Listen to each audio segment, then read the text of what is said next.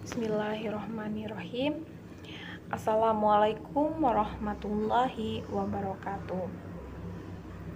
Perkenalkan, nama saya Sartika Mardianti. Saya dari kelas 3B Bimbingan Konseling Islam Fakultas Dakwah dan Komunikasi Universitas Islam Negeri Sultan Syarif Qasim Riau. Adapun video ini dibuat untuk memenuhi tugas model-model konseling dengan dosen pengampu, yaitu Bapak Muhammad Ilyas SS MA. Dan juga di dalam video ini saya akan menjawab 8 soal ataupun pertanyaan, di mana soal 1 sampai 4 itu adalah ujian tengah semester, dan pertanyaan 5 sampai 8 itu adalah ujian akhir semester. Baiklah, langsung saja ke pertanyaan yang pertama, yaitu menjelaskan teknik-teknik yang dilakukan dalam pendekatan psikoanalisis, yaitu ada asosiasi bebas, ada interpretasi, analisis mimpi, analisis dan interpretasi atas resistensi, dan analisis dan interpretasi atas transferensi. Jawabannya, menurut sepengetahuan saya, teknik-teknik pendekatan psikoanalisis ini, yang pertama itu ada asosiasi bebas. Asosiasi bebas merupakan suatu usaha yang dilakukan oleh konselor agar klien dapat mengutarakan masalah-masalah yang dihadapinya ataupun hal-hal yang mengganggu pikirannya, di mana masalah-masalah tersebut berhubungan dengan peristiwa masa lalu klien. Dan yang kedua itu ada interpretasi. Interpretasi merupakan usaha di mana konselor meminta agar klien dapat mengutarakan hal-hal yang ditutupi ataupun kejadian yang belum diceritakan kepada konselor. Dan yang ketiga itu ada analisis mimpi. Analisis mimpi merupakan konselor meminta agar klien dapat menceritakan peristiwa-peristiwa ataupun kejadian-kejadian yang ada di dalam mimpinya. Dan kemudian konselor akan berusaha untuk menganalisis mimpi tersebut. Menurut Freud, mimpi dapat diartikan sebagai pengekspresian keinginan-keinginan dan kecemasan yang tidak disadari. Yang selanjutnya itu ada analisis dan interpretasi atas resistensi. Resistensi dapat diartikan sebagai penolakan. Jadi, di sini konselor berusaha menyadarkan klien terhadap alasan-alasan terjadinya penolakan mengenai hal-hal ataupun kejadian yang masih ditutupi oleh klien kepada konselor. Dan yang terakhir, yang kelima, ada analisis dan interpretasi atas transferensi. Transferensi dapat diartikan sebagai mengalihkan, jadi bisa berupa perasaan dan harapan-harapan masa lalu klien. Pertanyaan yang selanjutnya yaitu yang kedua, jelaskan penyebab neo-Freudian memisahkan diri dari Freud, seperti Alfred Adler dan Albert Ellis. Jawabannya, menurut sepengetahuan saya, penyebab dari Alfred Adler dan Albert Ellis ini memisahkan diri dari Freud karena menurut mereka teori Sigmund Freud ini tidak lagi sejalan dengan pemikiran mereka. Dan kemudian mereka berusaha untuk mendirikan sendiri teori menurut pemikiran mereka.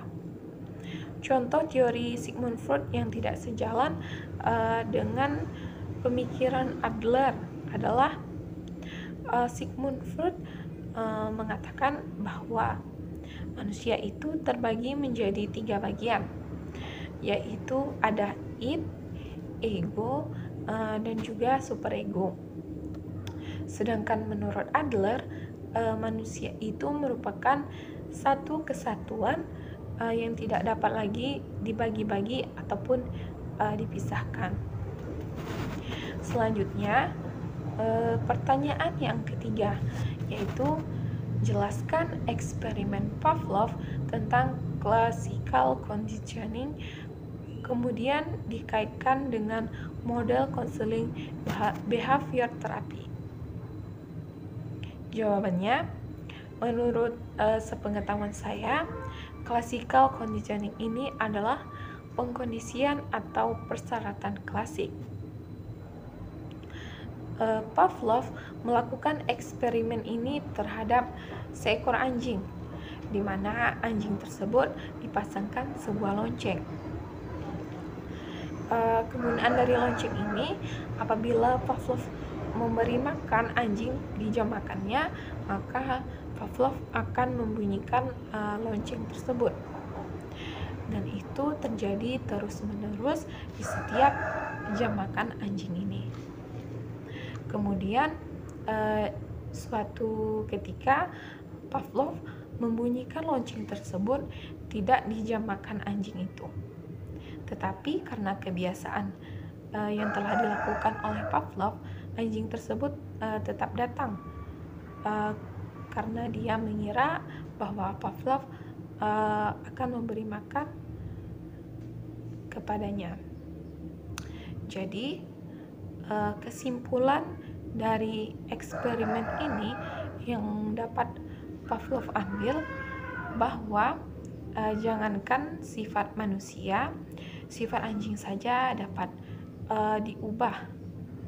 Kaitannya yaitu dengan model konseling behavior terapi ini, bahwa tingkah laku manusia itu dapat diubah apabila manusia itu ingin berusaha untuk mengubah tingkah laku tersebut menjadi tingkah laku yang lebih baik.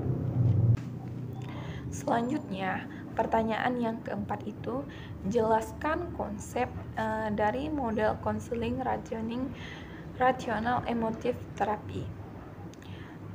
Jawabannya, menurut sepengetahuan saya, ada 3 konsep dasar dari model konseling REBT ini, yaitu yang pertama, manusia dilahirkan dari berbagai kekuatan dan potensi dalam menjalani hidup dan kehidupannya.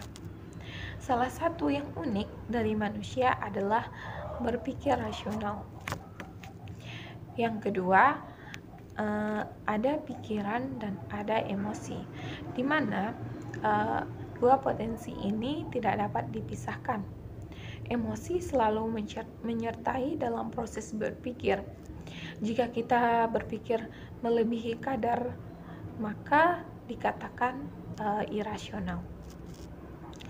Yang ketiga, berpikir irasional merupakan kenyataan hidup manusia yang tergantung oleh pengalaman-pengalaman serta proses belajar yang tidak logis, yang biasa diperoleh dari orang tua, keluarga, dan juga masyarakat. Contohnya itu seperti jika orang tua rajin sholat, maka anak juga rajin sholat. Ini adalah proses anak berpikir rasional. Dan yang pertanyaan selanjutnya, yang kelima, jelaskan perbedaan model konseling Carl Rogers dengan model konseling Triad and Factor jika ditinjau dari hubungan antara konselor dan juga klien. Jawabannya, menurut sepengetahuan saya, perbedaannya itu adalah konseling Carl Rogers ditinjau dari hubungan konselor dan klien, adalah konselor memberikan bantuan dan bimbingan kepada klien dalam menyelesaikan masalahnya. Tetapi, klien sendirilah yang menetapkan atau menyelesaikannya. Konselor hanya mengarahkan dan memberi pilihan-pilihan dalam penyelesaian, dan klien yang menentukannya. Sedangkan hubungan antara konselor dan klien dalam model counseling trade-in factor adalah konselor yang akan mengarahkan klien, dan konselor jugalah yang aktif dalam menyelesaikan dan mengarahkan perilaku yang harus klien lakukan. Selanjutnya, pertanyaan yang keenam, yaitu jelaskan teknik-teknik yang digunakan dalam model konseling Gestalt. Jawabannya, menurut sepengetahuan saya, konseling Gestalt merupakan suatu proses di mana konselor akan membantu klien untuk menentukan arah atau pilihan hidupnya agar terjadi perubahan ke arah yang lebih baik. Model konseling ini memfokuskan pada masa sekarang. Ia tidak memandang masa lalu dan masa depan, karena model konseling ini menganggap bahwa yang menentukan kehidupan manusia adalah masa sekarang. Model konseling ini juga mencoba mengungkapkan perasaan-perasaan yang tidak terungkap, seperti dendam, kemarahan, kebencian, sakit hati, kecemasan, rasa berdosa, rasa diabaikan, dan lain-lain. Adapun teknik-teknik dalam konseling Gestalt ini adalah yang pertama itu permainan dialog, yaitu konselor mengajar klien mendialogkan dua kecenderungan yang saling bertentangan, yaitu top dog dan underdog. Contohnya itu seperti yang pertama, kecenderungan bertanggung jawab lawan kecenderungan masa bodoh. Yang kedua, kecenderungan anak rajin lawan kecenderungan anak malas, dan lain sebagainya. Melalui dialog ini, pada akhirnya klien akan memposisikan dirinya pada posisi di mana ia berani mengambil resiko. Dan yang kedua, latihan bertanggung jawab. Maksudnya, agar klien menerima perasaan-perasaannya. Pada teknik ini, konselor juga meminta agar klien membuat suatu pernyataan yang kemudian klien tambahkan dengan pernyataan "dan saya bertanggung jawab atas hal itu". Contohnya itu seperti "saya malas dan saya bertanggung jawab atas kemalasan itu". Tujuan dari teknik ini agar klien dapat menyadari perasaan-perasaan yang mungkin selama ini diingkarinya. Yang ketiga, teknik yang ketiga itu ada bermain proyeksi. Proyeksi dapat diartikan sebagai memantulkan kepada orang lain perasaan-perasaan yang dirinya sendiri tidak mau menerimanya. Dalam teknik ini, konselor berusaha membujuk klien untuk melakukan hal-hal yang telah diproyeksikan kepada orang lain. Selanjutnya, teknik yang keempat itu ada teknik pembalikan. Konselor meminta agar klien memainkan peran yang berbalikan dengan perasaan yang dirasakannya. Dan teknik yang terakhir, yang kelima, teknik dengan perasaan, tetap perasaan. Maksudnya, ketika klien menunjukkan suasana hati yang kurang ataupun tidak menyenangkan, dan ingin menghindarinya, maka konselor meminta klien agar tetap bertahan dalam suasana tersebut agar mampu menyelami perasaan itu lebih dalam. Selanjutnya, pertanyaan yang ketujuh, jelaskan 3 aspek atau 3 dimensi yang saling berkaitan dalam membentuk sifat manusia jika ditinjau dari model konseling logoterapi. Jawabannya, menurut sepengetahuan saya, 3 aspek yang berkaitan dengan pembentukan sifat manusia itu dalam konseling logoterapi. Yang pertama itu ada jasmani atau fisik. Jasmani atau fisik merupakan salah satu yang membentuk sifat manusia. Sifat manusia setiap manusia mempunyai ciri fisik yang berbeda. Contohnya ada yang berbadan tinggi dan gagah, dan juga ada yang berbadan pendek dan kecil. Perbedaan fisik ini memberi pengaruh kepada pembentukan sifat manusia.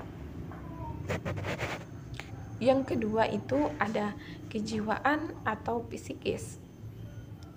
Kejiwaan atau psikis ini juga pembentuk sifat manusia. Dalam hal ini, manusia belajar menanggapi sesuatu dan berkembang sesuai dengan keinginannya sendiri. Dan aspek yang ketiga atau dimensi yang ketiga itu ada keagamaan atau ajaran agama mempunyai peran penting dalam pembentuk sifat manusia. Ajaran agama adalah ukuran yang menetapkan batas-batas boleh atau tidaknya atau baik buruknya dalam melakukan suatu hal. Pertanyaan yang terakhir ataupun yang ke-8 yaitu jelaskan kembali apa yang Anda pahami tentang tugas makalah yang Anda presentasikan. Baiklah, di sini saya sebagai kelompok 5 dengan judul makalah model konseling kognitif behavior therapy atau disingkat dengan CBT. Tokoh pencetus dari CBT ini adalah Aaron Tibik.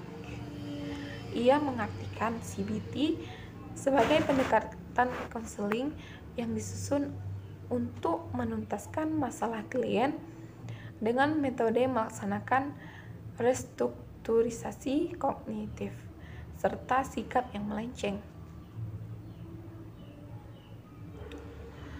Kognitif dalam CBT antara lain mengganti metode berperilaku, keyakinan, berpikir, anggapan, imajinasi, serta memfasilitas klien mengidentifikasi dan mengganti kesalahan dalam kognitif.